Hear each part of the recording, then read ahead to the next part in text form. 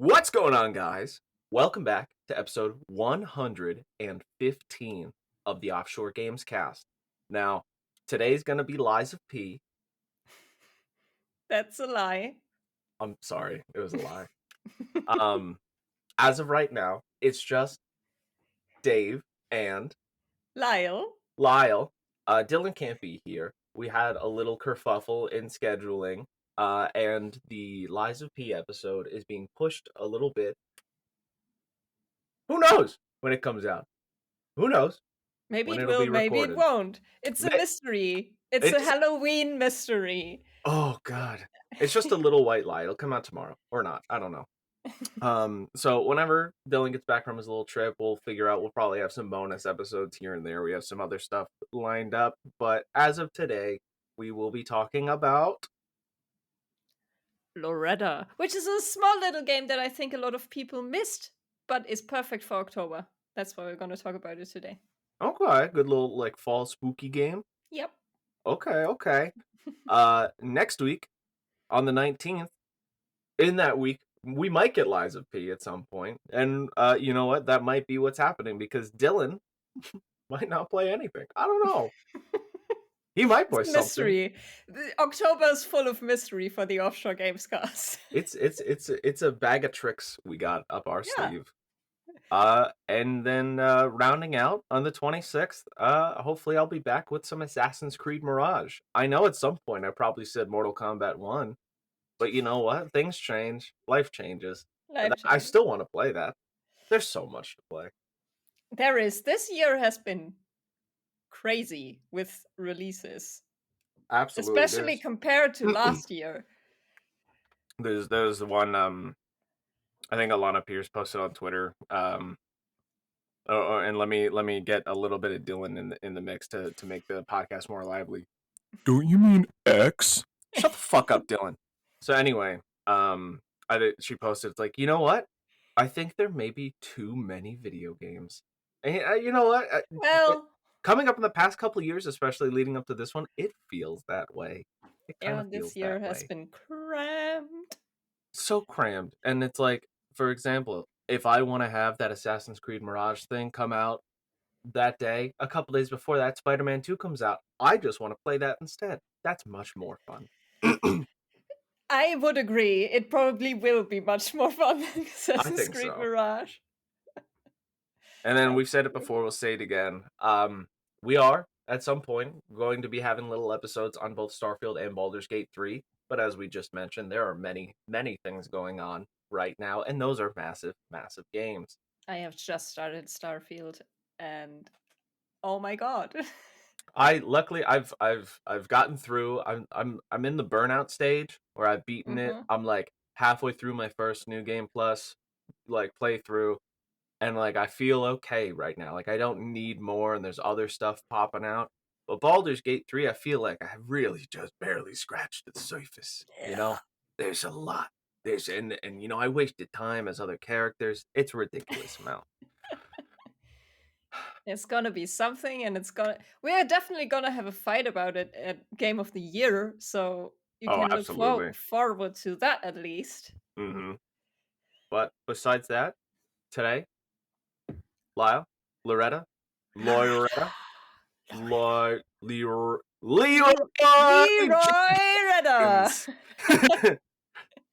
All right, Loretta was developed by Yakov Butuzoff, who I think is just one studio, a one guy studio. That's the way I need to. Army. One-man army. And was published by Dangan Entertainment. I don't know how they are pronounced. They are a Japanese company. And except for this title, they just have very Japanese games. I have no idea how that got together, but it's glorious. I love it. As a concept, this is a psychological thriller in which you play as Loretta. And you are the unhinged murderer in this one, which I think is a really cool thing to do for October. And It came out on February 16th, so it's been out for a while, but I don't think many people have played this. It came for PS4, Nintendo Switch, PC, and Xbox One. So the old consoles. This was not made for the new ones yet, but it's also been half a year. I think now we are in that period where everything transitions to PS5 and Series X and S, I I guess. hate that shit. It's the most frustrating thing when you buy a $500 box and then you have to wait like 3 years for stuff to actually come out made for it. Yep, that's how that goes, unfortunately. Woohoo! I mean, you can buy it 5 years late. You could, but then you're missing out on a bunch of shit. And then if you think 2023 already is overwhelming, holy shit, you fucked yourself into a backlog so deep it's even further than the ET fucking trash pile. The ET trash. Does that still exist? I well, it's funny because a couple of years later they started there was a like Funko Pop trash pile as well. But I think to this day you can still find copies of ET on the Atari somewhere in the middle. I think it's the Arizona desert. I mean, that's so American it would fit. So Hoorah! I'm gonna believe it. I'm just gonna believe it. We're going home So, back down to the dirt. actually, speaking of desert, and let's set the scene a bit for Loretta. We are in America in 1947 at a lonely house in the countryside somewhere in the south. I don't think that's ever specifically said. And we see a car driving up to this little estate, and there's an older rotund man getting out, and we see Loretta and this man, and he asks her about her husband, and she says that he's missing, but he apparently owes this man and his associates some money, so he wants to know where the heck he is. She invites him into the house, and it's all this very like dilapidated old country house. There's like noises like yeah, floorboards creaking, and there's like a little buzzing noise in the background, and you don't know what it is. So they walk into the kitchen, and then they walk outside, and there's a little well there, and they have a little back and forth. And at one point, Loretta takes the shovel, lifts it up, and the screen goes to black. And then we see I'm Loretta Lou Harris, and 2 weeks ago I killed my husband. And that's how this game starts. And it was super cool, and I really enjoyed it. Interesting. Yeah, that's a start to a video game. The only thing that was a little sad is that this doesn't have any voice acting. It's just reading, but it was still very cool. Such a the ambient sounds and all of that stuff from the beginning is just really, really cool. So let's talk about art style graphics. This is a 2D pixel art style game. So most of the time you're just looking at it from the front and you're walking left and right. There are some instances where you see very detailed pixel art. So, for example, when this man comes up to the house, you will have a close up of him with like a Mm. camera, with like a cool camera shot, and then you really see his face. You see Loretta's face, and the game uses that in a few different places very effectively, in my opinion, especially when it comes to the more creepy shit. So you can find dead rats and like just just the weird scary stuff. It's really good with that because it does a lot of like hard cuts from the game. You're in the game and you find something, and then you see that for a second or two, and then it goes back to the game. If I could give any sort of what like my brain thinks of as a relation, it obviously didn't it goes straight to Yakuza, but you could say pretty much any JRPG because a lot of what they do, especially in what this type of game looks like, is just like narrative focused. Yeah. When you're in those narrative sections, a lot of it is like back and forth, just kind of static talking. And then when you need focus or like narrative switch, it goes into that extremely high quality cutscene pre-rendered focus, and it could just be anything. And I've mentioned this before. Anytime you guys talk about games and shit, I'm always looking up like the trailers and whatnot so I could visualize it too. And there was one spot specifically where I saw them just like walking back and forth the table and talking, and then another spot where it looks like it was them laying in bed, just kind of focused on a ceiling fan, just kind of spinning, and Mm-hmm. having the focus not only making the ceiling fan bigger, still keeping the pixel art style, but giving it more detail and having that be like the central focus, I think is a really cool narrative and Yeah, decision and whatnot. that's really what this game does very well. It uses pixel art in a few different styles, and it uses it so pointedly that it's so much fun to experience, because you really have those very eerie scenes that Hmm. almost feel like out of a movie, but it is still in pixel art. So but it feels very inspired by modern or old-timey thrillers, and these visuals that you had of like static shots of Hmm. maybe like birds or something, like just like eerie and creepy. And I love that about this game. It has It, it such a looks cool like they style. do a lot with the what I've noticed. It hasn't come out yet. There's the one pixel game called Replaced, the side scroller sort of action game. Oh, I think that's very different. Well, in the fact of that one and Eastward, both use the pixel art as the framework and the structure, but then add in extra graphical details Okay, like the that's true. volumetric Yeah. lighting. And I'm seeing in one shot here there is like a smoke and like sort of fog effect that Hmm. is not pixelated, Yeah. obviously separate, but completely changes the atmosphere of the whole Yep. scene. And Yep. it's Yep. Yep. those little details that I love, because you can see like, all right, it's a straight pixel game, but you look at Eastward and it's like the most clear, high resolution, beautiful, dynamic god rays coming down, and it's like I just want to stop and stare at it. Yeah. Yep. Yep. I think that the so many indie developers learned how to use that style effectively, Hmm. and to like spice it up with just some creative things to do. And this very much feels like a movie in most scenes, because you Hmm. have these switches. There is a lot of back and forth talking, but then it's always broken up with something. Hmm. And that feels very cinematic.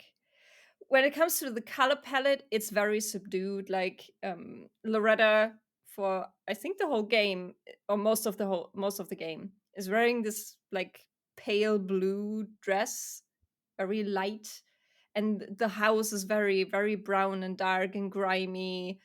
And then you have a shift when it goes to like memories, dreams, dreamlike sequences.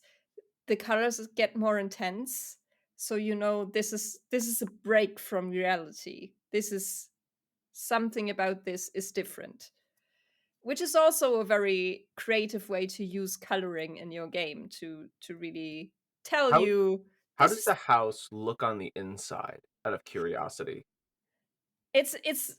it's an well, they explain that this was the family home of her husband, and Okay. that's his parents' home, but it's never been repaired, so it feels just very old and dilapidated. It's not well kept, and they're they do also do a lot of Hmm. stuff with like sound design, where you have clogged up like um what's a what's the word I'm looking for? Pipes, the clogged up pipes, and creaking Okay. floorboards and that sort of stuff. My brain loves. I've watched countless movies, like a ridiculous, like more than the average person, like more than maybe more than the slightly above average person, and that's not even by choice. But the thing is that over time you get so involved with looking into the way stories are told and stuff like that, and the way that you mentioned, because this game 100% feels like they would throw things in for not only symbolism and stuff like that to be able to parse out. It feels like a book that was turned into a video game and Mhm. whatnot.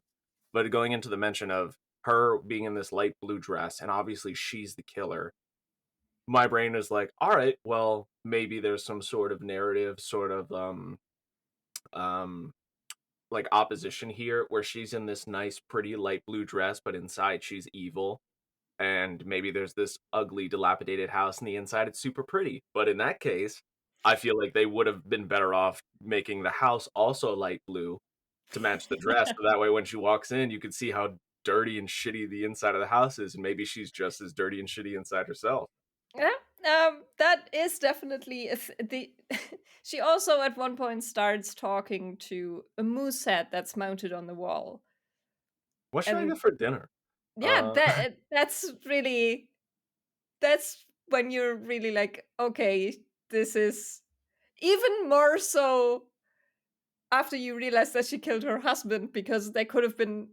I mean, in the beginning, you think there could be a million reasons for why she did it, Yeah. but when you get into it, it gets more and more creepy, and you learn more and more about her and her relationship to her husband, to the house, to where she's living, and that she doesn't want to live there and stuff.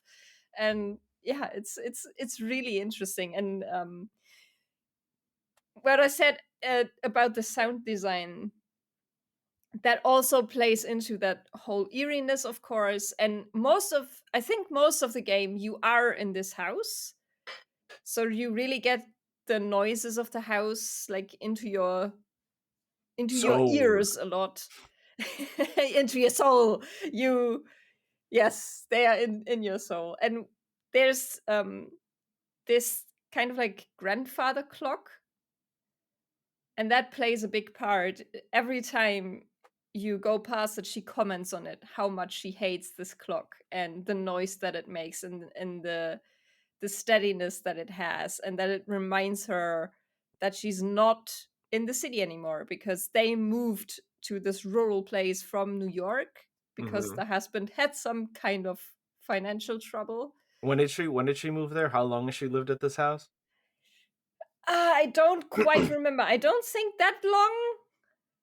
Maybe a year, maybe less, maybe 6 months, something like that. Because I'm imagining like day one, she moves in, she's walking by and she sees the clock and she's like she shudders a bit and she's like, I don't really like how the way that clock makes me feel. And Yeah, like 6 months later, she's walking by, she's like, fuck, punk ass bitch, like fuck you, fucking clock, yeah, like that that's kind of how it goes. It's really that clock makes her so uncomfortable, and that's one of the like symbols of the house. like And I'm imagining she's taking like dodge swings just in case, like just right there, and like she's stepping. fuck you. But yeah, you of course have very typical like thriller horror game, like the loud noises that come in at a creepy moment. Hmm. You do have some of that. And I don't think it's really used for jump scares. At least that's not how it came across for me, but it definitely does that thing of having loud noises at critical moments. And you also have, in the back and forth you have with certain people, you also feel like the noise gets more and more, the more heightened the conversation gets. Okay. um and that's like the oppressiveness of this house and of what she's done, because she hid her husband's corpse in the well. She just threw him down there. Oh, And oh. yeah, well, that's amazing. Yeah, yes, exactly. But I don't think they ever overdid that. I think it's very easy for a horror game to overdo their noises, their creepy Mhm. noises. And all of this just feels very eerie. There's always this, you always feel uncomfortable. Just tense. Yeah, Always tension. you're just tense because of what's happening in the story, but also because the sound is so weird, the art is so weird, and you're playing as a woman who So has had weird. some sort of psychotic break at one point. So you're never quite sure what's happening next, and that's in the sound.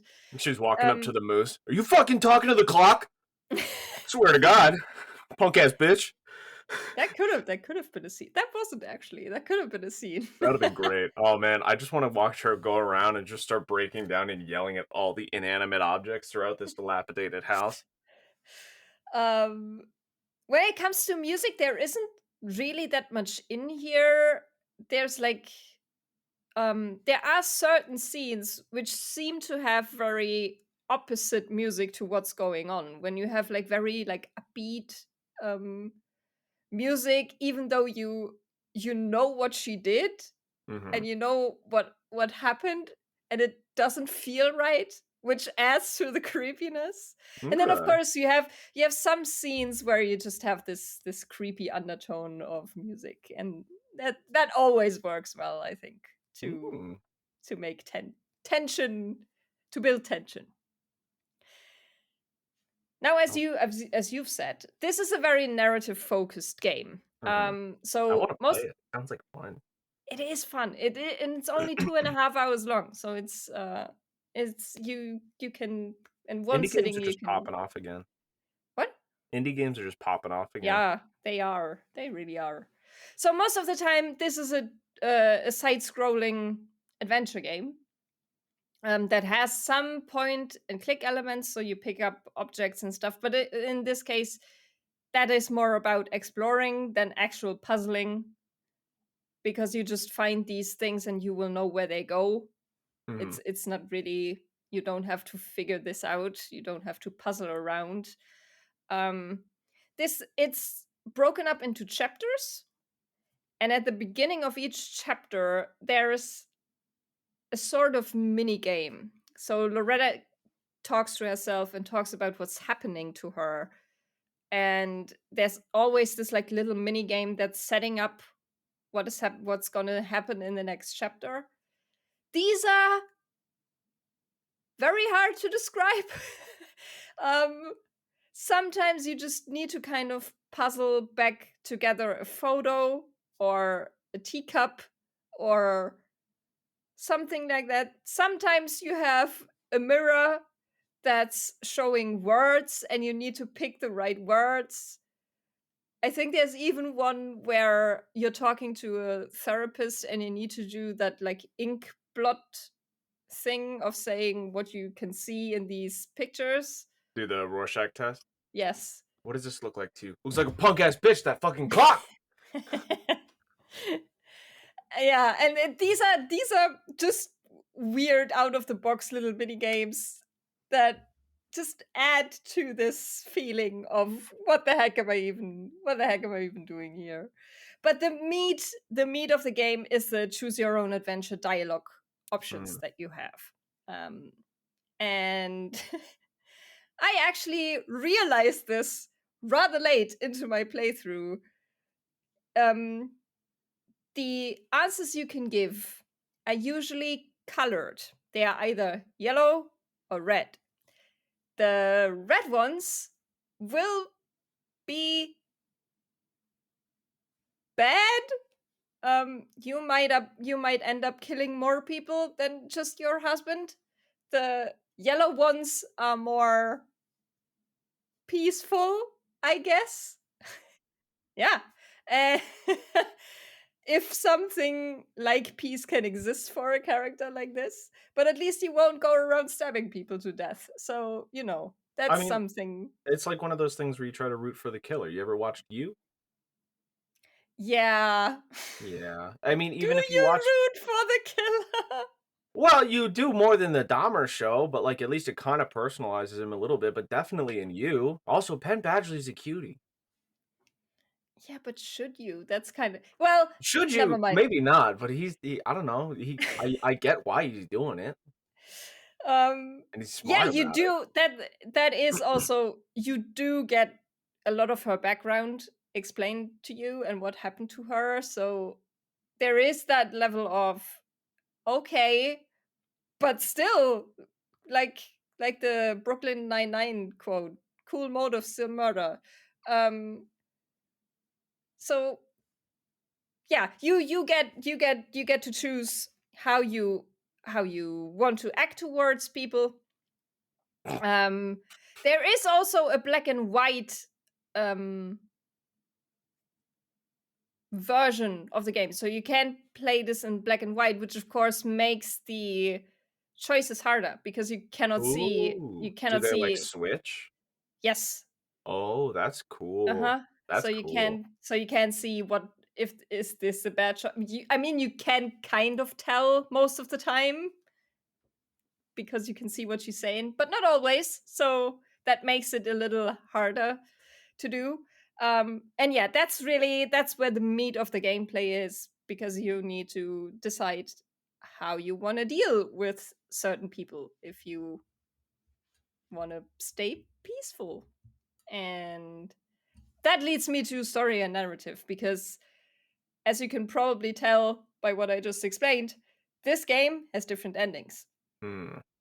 depending on what you do. There should be a secret ending where you throw his body into the Lazarus pit and you bring him back to life and you try to make it look like it never happened.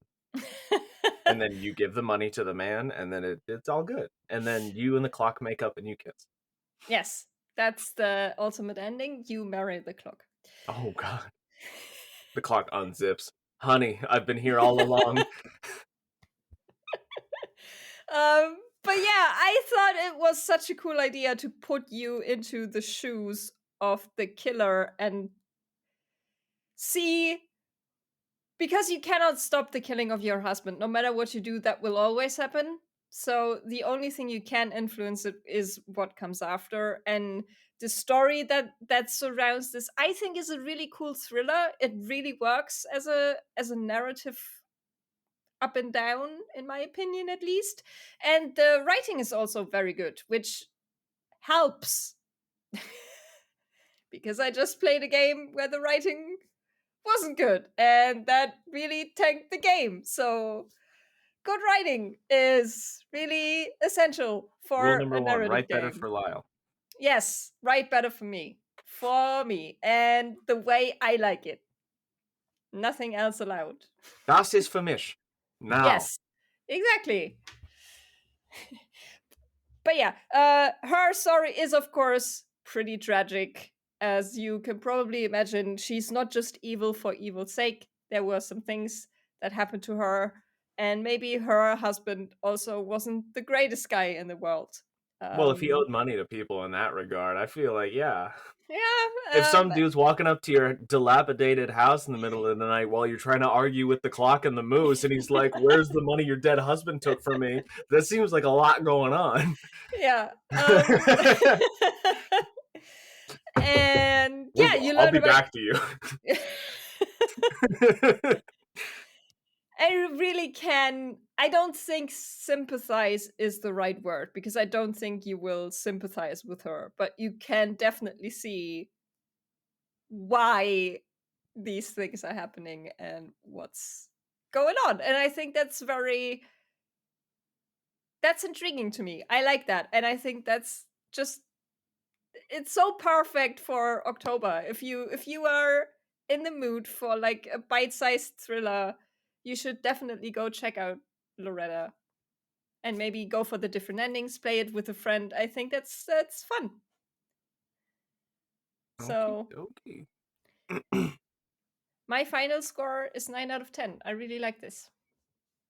I'm not very into these type of games always, but it's got me interested, especially with all the different little systems and other stuff going on. Yeah, I think it's just it all comes together so well. I think this could have easily been very disconnected and not flow well, but it does. It just feels like everything is in service of this story, and it Hmm. helps set up this character so well. It really isn't, and it is kind of a character study, and I love that stuff.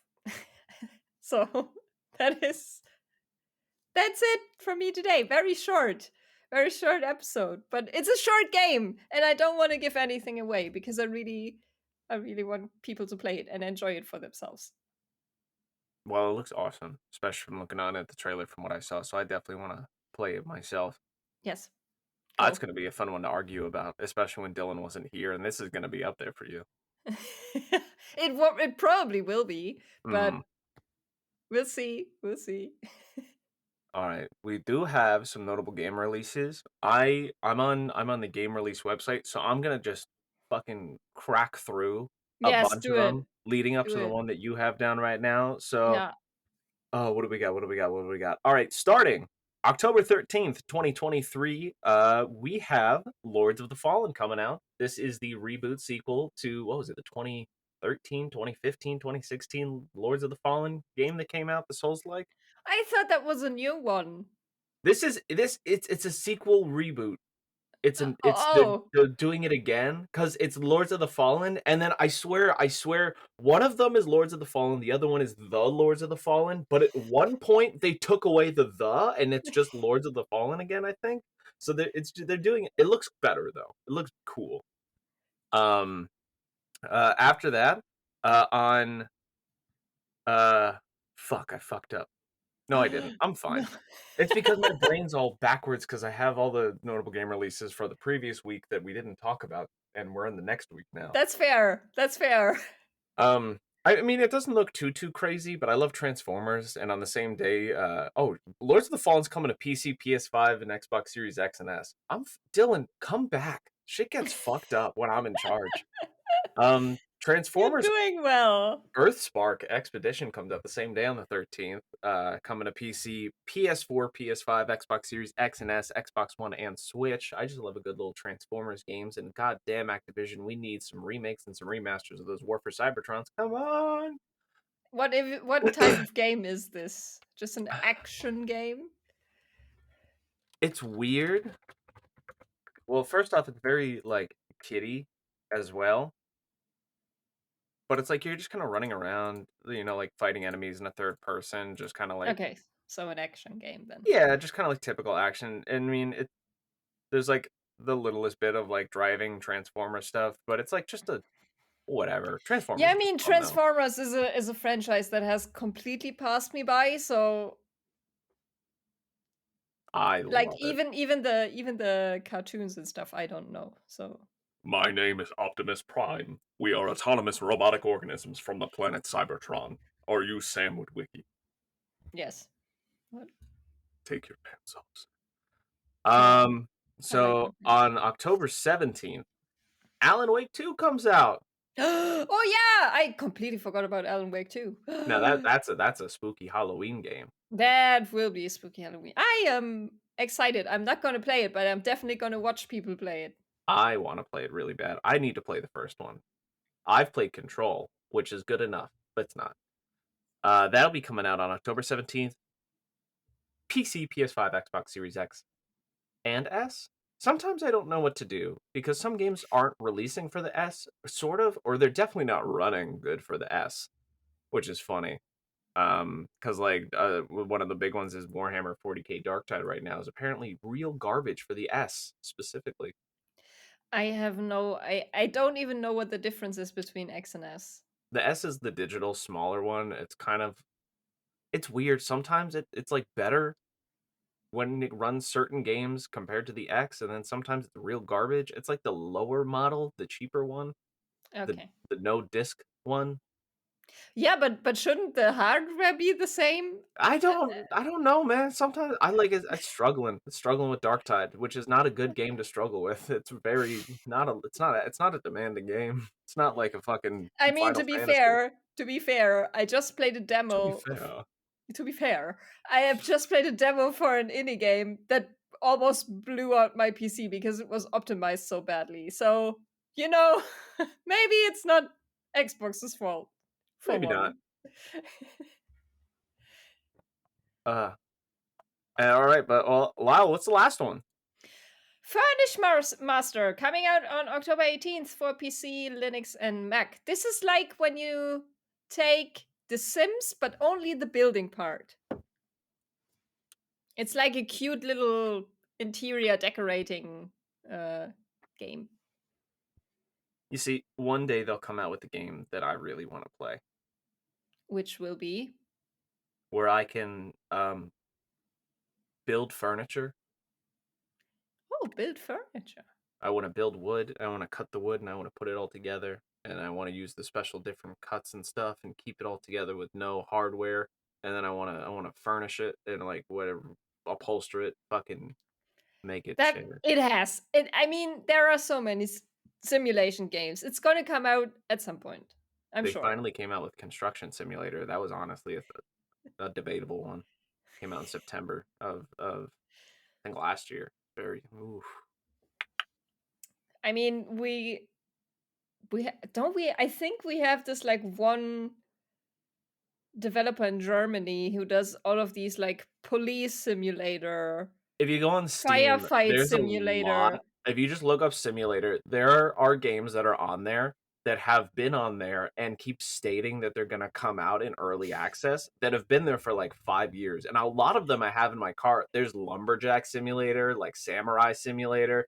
There's a ridiculous amount, and they feel like they're never, ever coming out. Probably not because they are probably also scams, but Probably. but yeah, simulation games. They are a different beast. They They are. have exploded so much the last couple of years, I feel like. Ever since Power Wash Simulator, They'll get everything. good at some point. Yeah, they were again. That's what I'm saying. Like the German ones, they were also crap. And Yep. then Power Wash Simulator came out. And then people like, oh, we can actually make money off of this. We can make money on mundanity. We can Yeah, do it. we can. And let's do it. Let's do it. All right. Well, thank you everybody for coming and listening to some Loretta by Some Lyle. Loretta. Loretta by me. Exactly. I made this. No, I did not. I did not make this game. I played this game. I like this game. And it's a perfect October game. Go play it. And make sure to tell Dylan to play it too. Yes, And to please. figure out what he's playing next week. Add him on every social media site that is available to you. Tell him he needs to play Loretta, and he's going to be very confused, and we will have a good time. It will be a good time. But thank you so much for stopping by. If you really Thank enjoyed us, you. please leave a like, leave a little rating wherever you find us. Spotify, Apple Podcast, Google, anywhere you find us. And here on YouTube, drop a little like and a comment. Always love to hear from you, and maybe something you say will end up in a video, even if it's mean to me. No. No. No, no, no. No. No. A lot of people are mean to me.